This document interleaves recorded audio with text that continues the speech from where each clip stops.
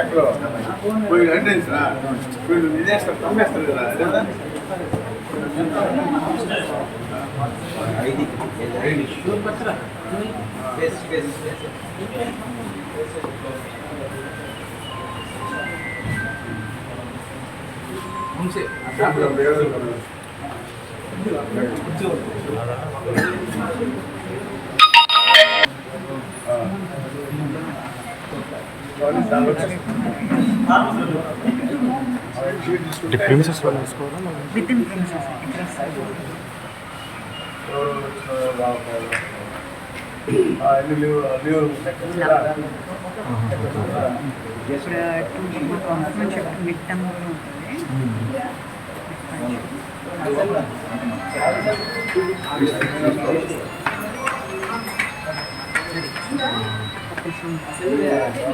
Dance చేసేదానికి కూడా rooms ఉన్నాయి.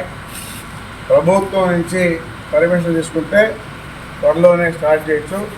దానికి కూడా మంత్రి దగ్గర పర్మిషన్ తీసుకొని డాన్స్ చేసుకునే వాళ్ళు నెల్లూరుకో తిరుపతికో పోతున్నారు. వాళ్ళకు కూడా ఇక్కడ ఉండే విధంగా ఏర్పాటు చేస్తాం.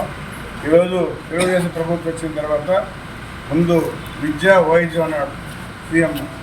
అదేవిధంగా ఏమైతే చెప్పారో చంద్రబాబు నాయుడు గారు హాస్పిటల్స్లో మంచి కాస్ట్లీ మెడిసిన్స్, ఒక ఇంజక్షన్ 50,000 రూపాయలు అంటే ఫ్రీగా ఇస్తున్నారు. ప్రైవేట్గా పోవలేదు, మన హాస్పిటల్ అన్నీ ఉన్నాయి.